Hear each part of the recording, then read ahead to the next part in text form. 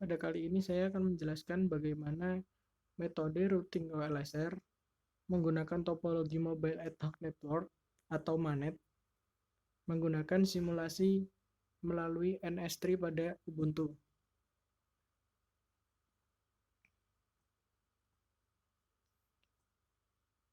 MANET sendiri merupakan sekumpulan titik perangkat nirkabel yang dinamis, yang sifatnya sementara, tanpa menggunakan infrastruktur jaringan yang sudah ada.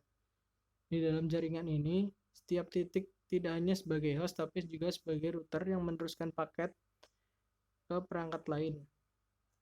Pada jaringan ad hoc, di antara node termasuk dalam jaringan wireless multi-hop, sehingga komunikasi antar node memanfaatkan node lain sebagai relay apabila jangkauan komunikasi langsung berada di luar node tujuan komunikasi tersebut.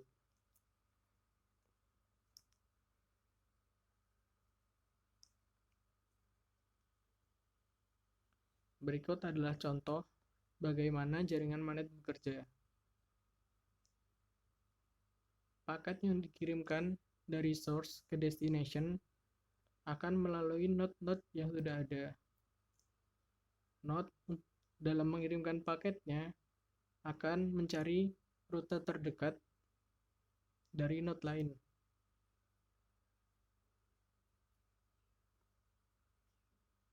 Dapat dilihat pada gambar bahwa device akan mencari jalur terdekat untuk dapat mengirimkan data. Kemudian node akan melakukan forward sehingga paket data nantinya akan sampai pada tujuan. Selanjutnya, protokol routing yang digunakan adalah OLSR atau Optimized Link State Routing. OLSR ini merupakan salah satu jenis protokol routing proaktif yang biasa digunakan pada jaringan wireless mesh network. Informasi rute pada protokol routing ini diperbaharui secara berkala berdasarkan interval waktu yang sudah ditentukan. Hal tersebut merupakan kelebihan dari protokol OLSR. Sebagai protokol routing proaktif, protokol OLSR memiliki kelebihan dalam melakukan pencarian rute yang lebih cepat ketika dibutuhkan. OLSR merupakan pengembangan dari protokol routing sebelumnya, yaitu LSR atau Link State Routing,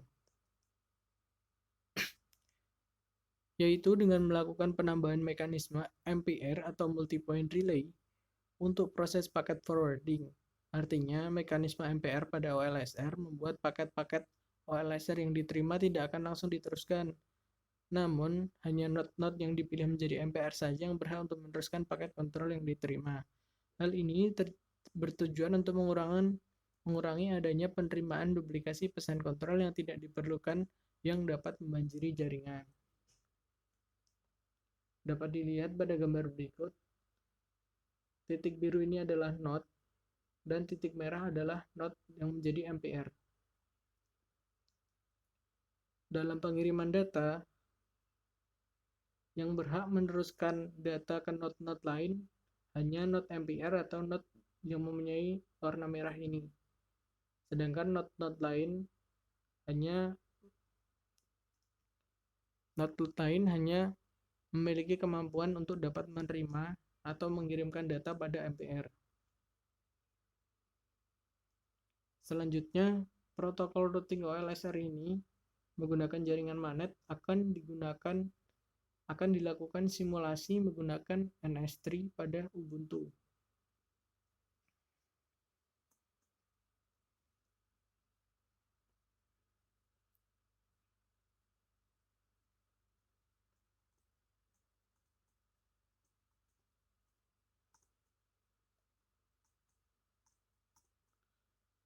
Listing program yang digunakan adalah listing program MANET Routing Compare yang berada pada tutorial pada NS3.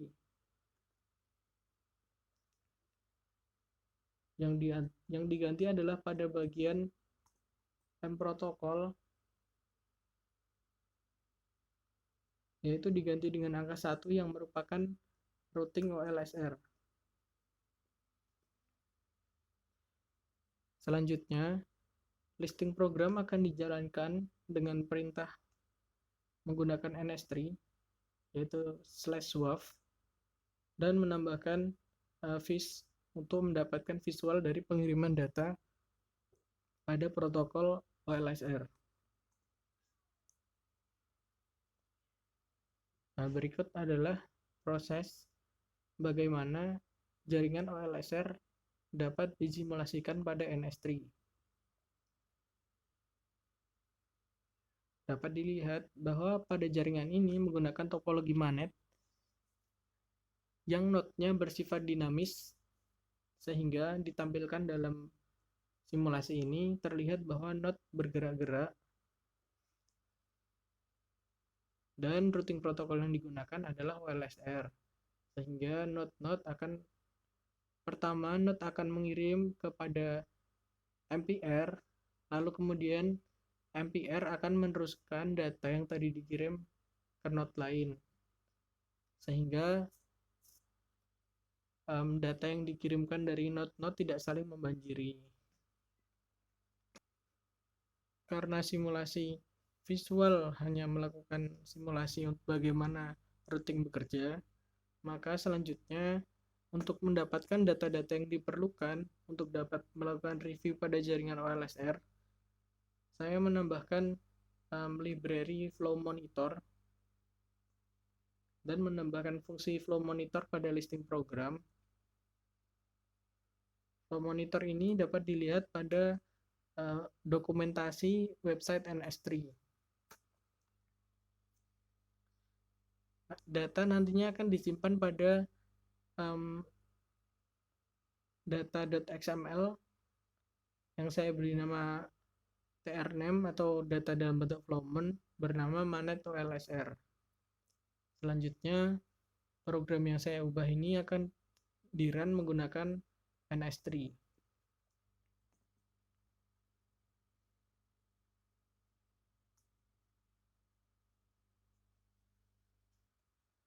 Ketika simulasi telah selesai, maka selanjutnya harusnya ada file bernama manet olsr.flowmon yang berikut ini. Selanjutnya adalah bagaimana cara membaca manet olsr.flowmon tersebut, yaitu menggunakan flowmon parse result. Flowmon parse result.py ini dapat ditemukan pada source di aplikasi NS3 sendiri, yaitu pada bagian source flow monitor, kemudian example. Cara memakainya adalah dengan melakukan running program pada terminal flow monitor.py dan menambahkan data yang ingin dibaca.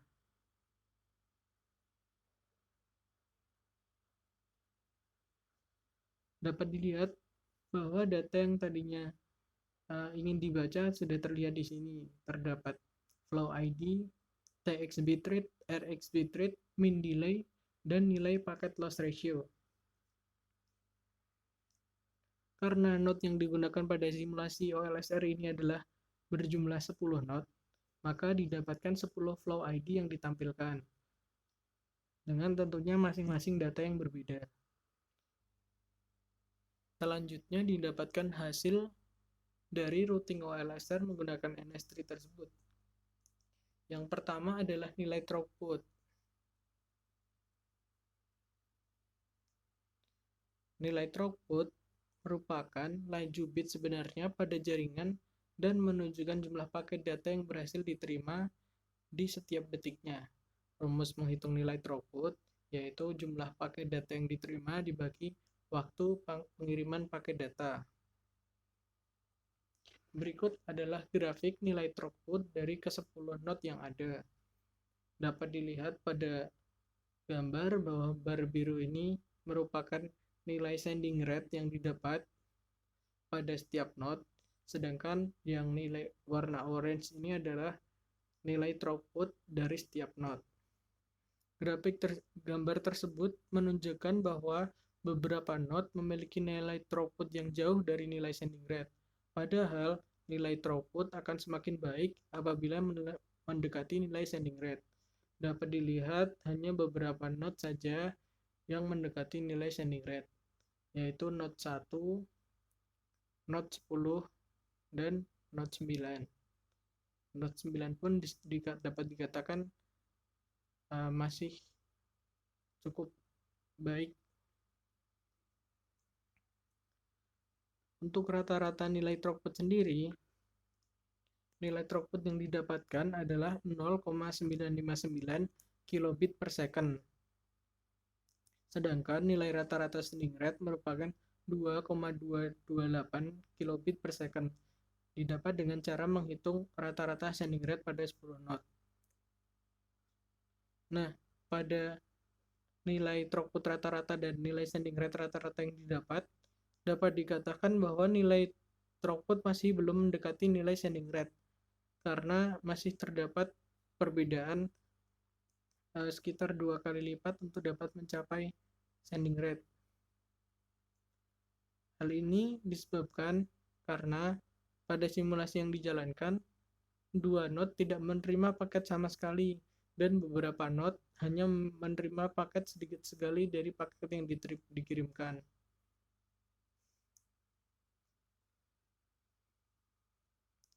Selanjutnya adalah paket loss. Paket loss merupakan persentase jumlah paket yang gagal. Paket loss merupakan persentase jumlah paket yang gagal diterima oleh tujuan. Rumus menghitung paket loss yaitu paket data Rx dikurangi paket data Tx per paket data Rx dikali 100%. Berikut ini adalah nilai paket loss yang didapatkan pada setiap node. Dapat dilihat pada grafik bahwa paket loss bernilai sangat buruk di sini. Bahkan ada yang mencapai 100% paket loss, yaitu tidak menerima data sama sekali.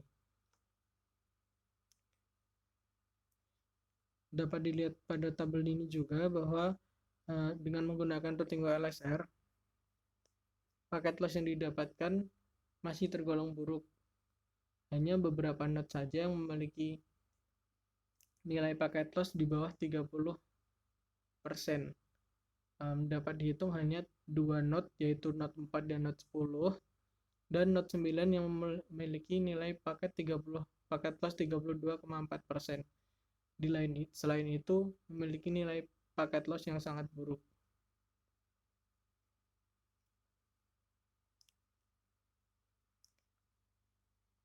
Paket loss yang semakin besar juga dapat dipengaruhi oleh tabrakan data yang terjadi akibat penggunaan bandwidth yang berlebih pada suatu jaringan. Selanjutnya adalah packet delivery ratio atau PDR. PDR sendiri merupakan rasio di antara banyaknya paket yang diterima oleh tujuan dengan banyaknya paket yang dikirim oleh sumber. Rumus menghitung PDR yaitu paket data Rx per paket data Tx dikali 100%. Didapatkan hasil sebagai berikut. Dapat dilihat bahwa beberapa node hanya menerima sedikit sekali paket dari data yang dikirimkan. Bahkan 2 node tidak menerima paket sama sekali, yaitu node 2 dan node 5.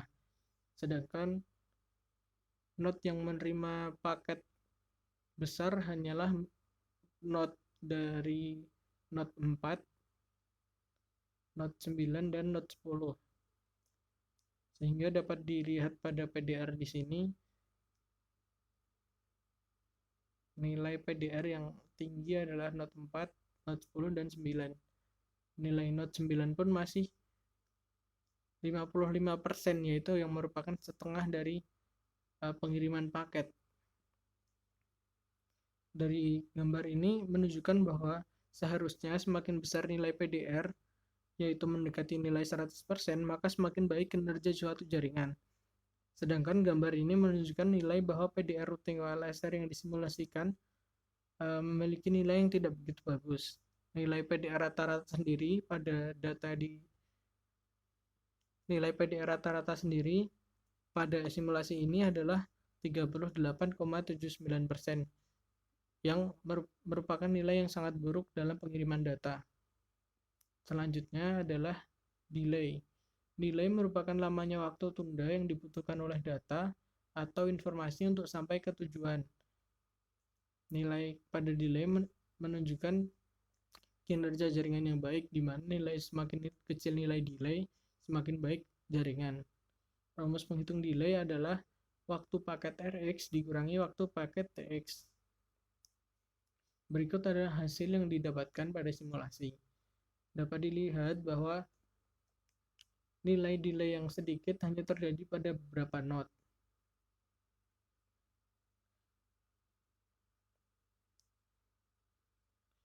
Dapat dilihat bahwa not memiliki nilai delay rendah adalah not yang baik pada saat proses pengiriman.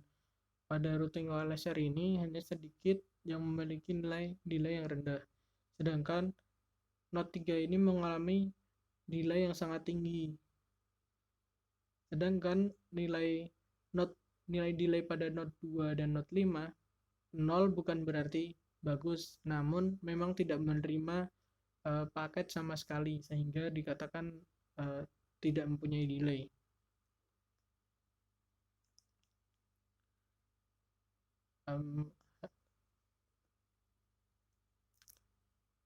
Dari simulasi yang dijalankan dapat disimpulkan bahwa dengan menggunakan NS3, simulasi yang digunakan untuk mengetahui jaringan OLSR ini masih tergolong buruk. Dengan melihat nilai throughput, nilai packet delivery ratio, nilai packet loss, dan juga nilai delay, jaringan ini dikatakan sangat buruk. Hal ini terjadi mungkin karena penggunaan jaringan magnet yang berubah-ubah sehingga dapat terjadinya kegagalan not atau kegagalan jalur karena jaringan bersifat dinamis.